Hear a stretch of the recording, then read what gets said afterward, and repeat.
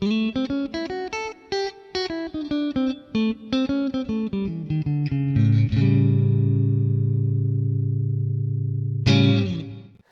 again and welcome back to the PhatPhish Guitar Studio. I'm Dave, and in this video, no guitar playing, no music lessons, because it's time for another interview. First one I've done for a while, but recently I had a chance to sit down and have a chat with Fiene from the symphonic metal band Niovel. We ended up having quite a long discussion, longer than I expected, about the band, the music, and importantly things like the creative process, how we go from initial songwriting through to creating the songs, getting them recorded, and it's something you can buy on a CD, all sorts of stuff. I was expecting this to be a single video to cover the interview, but as I say, we talked quite a lot, so this is part one. The rest of the interview will be released in subsequent videos after this. If you want to see things that I post on the channel, then please hit the subscribe button and click the notify bell down there, and you'll be notified when the new videos are uploaded. Okay, that's enough for now. Let's get into the interview. For this PhatPhish interview, I'm delighted to be joined all the way from Germany, thanks to the magic of the internet, by Fiene, who's half of my current favourite symphonic metal band, along with Simon Krajewski, Niovel. So, Fiene, hello, how are you? Hello! Thanks very much for joining me. Anytime. Cool. So this interview, I just want to talk a little bit about like your experiences with Niovel, the band, and how you work. I'm mindful some of the people who follow my channel might not already be acquainted with you, in which case, where have you been? But just to kind of set the scene a little bit, can you just kind of give us like what's the origin story on the band, how you came together, how you work, that sort of thing?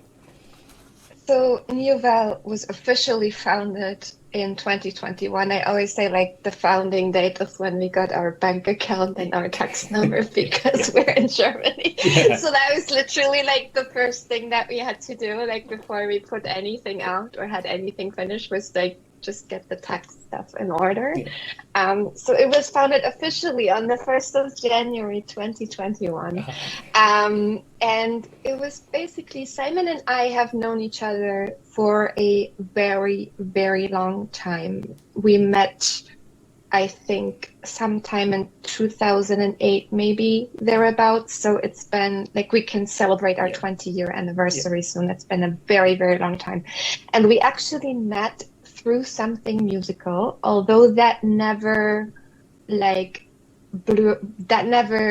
kind of took kind of like a full form. That was sort of like something that we toyed around with every now and then. If you're a sleuth on the internet, you will find some of our super old stuff from 15 years ago.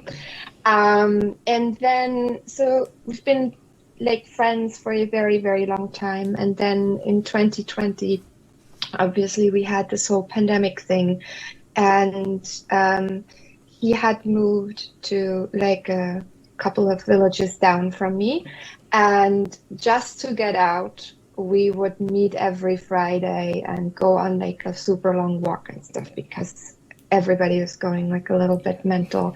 And it was kind of like the only way, because we lived together for long stretches of the time as well, so that was like really weird for us not to be so close anymore. So we set this super regular date of meeting every Friday, and then we spent all of 2020 walking up and down the countryside. And then towards the end, on one of the walks, we actually came up with the first song in a long time. That song has never seen the light of day. But then the second song after that, that he came up with actually became Straight at Its Face.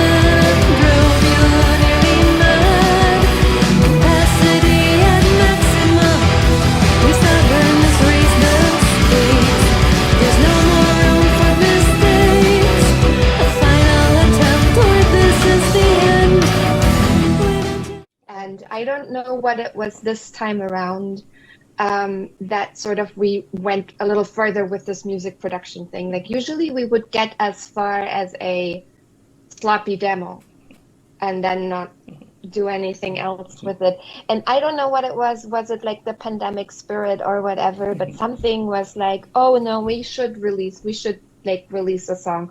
And then we were like, oh my, while we're at it, like completely delusional, right? Like while we're at it, why don't we make a whole album? completely delusional. That was like January 2021. And we were like, oh, we should be finished. He had like kept having ideas, and we were like, oh, we should be finished by like April or something. Yeah. Just completely, like completely delusional. And then I did sort of, so that's kind of how that started. And then I very quickly, I always go into research mode when I start a new project. So I started researching, well, how do you actually get music online, right? Like, how do you release music? What's the process? What's part of that? And I think one of the difference between now and 15 years ago is that there's a lot more information on the internet. So it was very sort of not easy, but I very quickly gathered, okay, like you need a distributor. Here's how you get like a mastering engineer. Here's how, like there's step by step. And actually, I think the idea of, oh, we could actually put this on Spotify, that was kind of like a goal that got us over the hurdle. And then you don't want to just put one song and it cascaded out from there. And then during my research, one of the things that left an impression on me was just a guy, basically Ari Herstad is his name, and he does a lot of like advocacy and the music marketing stuff. Anyway, he said like you can get anyone to work on your album if you can contact them and you can pay them. Anyone in the world, like Dolly Parton would sing on your record if you figured out how to get the offer in front of her, and if you had the money, probably you could get her to do it. So that got me to reach out to actually to Miro Rodenberg, who is the mastering engineer behind Avantasia and has mastered a lot of and produced a lot of other metal stuff in the sort of in the times of yore, but still does. And I just sent him an email and he was like, yeah, of course I'll master your album. Oh, wow. And I don't think without him we would have come as far, because he very early in the process, I mean, he only does our mastering, but that was super essential. Like that improved the quality to a level that made it releasable. Yeah. On that very first record. And obviously now if you listen back, it's still kind of like it's a first record. Yeah, our ears are different now, right? Like I always joke, like every album there is like a new thing that we can do. Like the first album had barely any backing vocals, barely any bridges in the song. Like there are lots of things that kind of like and then the other thing, and that's how it started. And then we did the first album. We released that at the end of 2021 in December. And then literally like the first question when we released the first single was, where's the album? And then the first question on the album was like, where's the CD? Yeah. And we were like, where can I buy a CD? And I hadn't thought about that because it was like, I don't know, let's see. And then so that's how that whole thing came together. And that's why we do the Kickstarter and stuff. That was kind of like because people kept asking for it. And then the other thing is that by the time we had finished the first album, we had like 5 or 6 new songs left over that weren't on the album, that we were like, but I don't want to just keep these in a drawer forever. So then we sort of like were like, okay, how about we do 5 more, and then we have the second album. And then by the time we release the second album, you have like another 3 songs left over, where you think like, oh, that's such a shame to never, and like you kind of I think like go on from there. Because like going back to what you were saying about you would just write things and they became rough demos. I think if you're a creative person, just actually making something, that's enough to scratch the creative itch. The fact that you managed to like kind of take it past there and say, well, I want to make this a thing, and then that becomes something much more concrete. And then at the end, well, I've got these 5, but that's not enough. Now my creative itch needs more scratching. I need to make this into a second album. an album is, I think the album format, the fact that that still is a thing in the metal scene is really helpful to us because it kind of encourages, it's like 5 songs is not enough. You have to have another 5. So you stretch yourself a little bit, you go dig up some more. And also, I don't know, like, I think that with sort of like the process becoming more accessible to us and more information being available, it became more of an like, well, I actually quite like putting things out there. And it puts like a really nice kind of wrapper around it. Like to us, for example, the album doesn't feel fully like I am not done emotionally with it until I have the actual printed CD in my hand and listen, like the actual, like I do a self-printed one way before then, but the actual final one, and I go listen to it in the car. Yeah. And that's when I'm done. Like, and after that, I'm like, okay, album is finished, album is out. Yeah. That's like the last step, and it doesn't feel done. And I think this feeling of doneness is something that has become more important to me over the last 15 years. Like, I think in my 20s, I was very content with proving that I could if I wanted to. Yeah. Right? Like having a good start was enough. Just going like, well, I could make this a thing if I wanted to. I could finish this song if I wanted to. And now, in my late 30s, I'm like, I know now that that doesn't necessarily count. A good start is a good start, but that's not where the treasure is, basically. Yeah. Yeah, I think you need to get a bit of a balance, because there's a thing, being able to take it, like you say, to a final concrete thing. This is complete, but I think as well you need to recognise when to stop.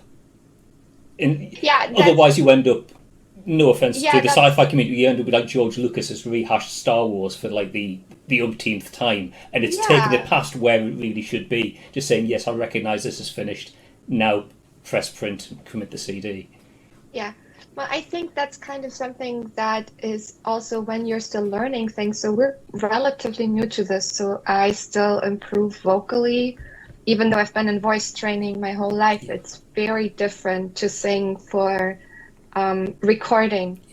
And it's a very different process. Simon still improves production-wise, so there's new stuff. Things are different just because you can do different things. I think once you start hitting that stride where you're very comfortable with your skill level, then I think is where you need to start watching yourself more closely, because you do tend to like you have these grooves that you kind of tend to hit. And also I think it's having something like a set release date, the fact that we do this every year, which is completely accidental, by the way, but kind of random, because we didn't want to think about when to release the next one again. So we were like, let's just do it on the same day. Like, just sort of like, just let's pick the obvious one. And the fact that there is a very tight schedule actually makes it so that we have to decide at some point it is done. And that doesn't always mean it is perfect. And it doesn't always mean, sometimes it is just the best that you can do. Like I certainly have things, for example, especially on the first album, because that was 4 years ago, that I could do very differently now, vocally. But 4 years ago, that was what I had, right? And recognizing, I remember this time when there was this moment when I was recording the chorus for Voice of the Deep that has these super high notes.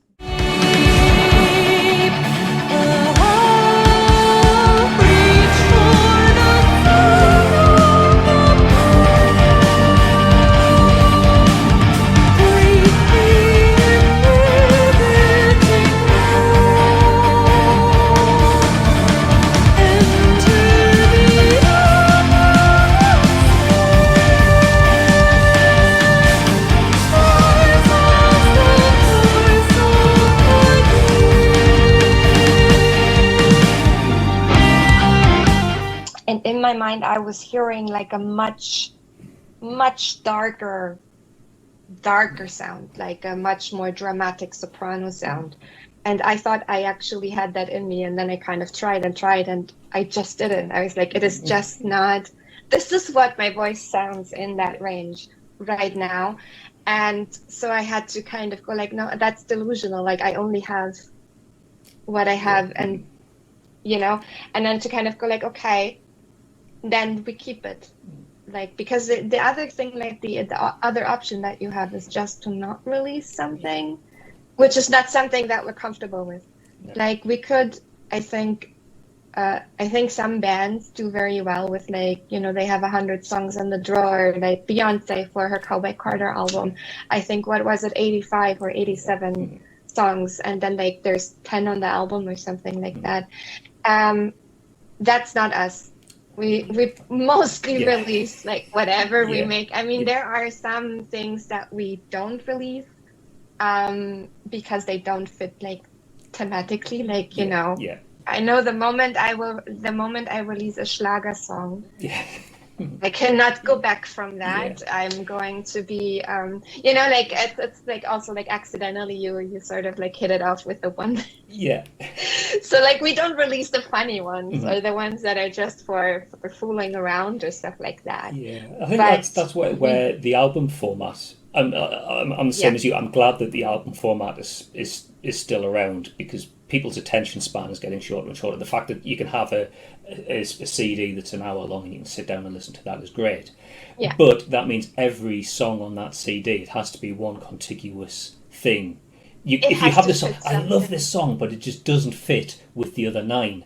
You have to be prepared to sacrifice it. Yeah, I have I've sacrificed a couple, but it's like usually one per album or something, right? Like it's kind of, maybe we have 12 and it's 10 on the album, and of the 2 left over, 1 usually makes it onto the next one. Like we've had songs, I don't remember which one, but there was Just a Little More, for example, is one of those that existed like almost 2 years before. That was like a leftover almost from the first album. You've been here before, but the problem remains. I'm flying the core on an up unit, more disregard the constraints. Should the contact be breached, she's no one to forgive. The conclusion you've reached is if you want to live, you have got to submit.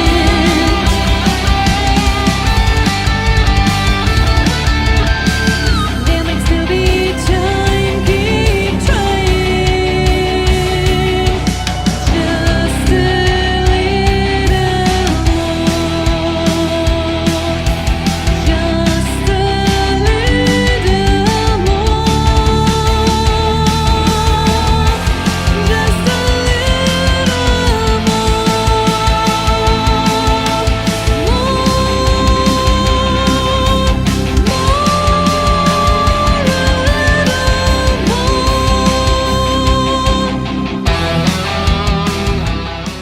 Didn't make it onto the second one, if I'm correct. It wasn't on the second one, was on the third one or something like that. So like it really does take a long time.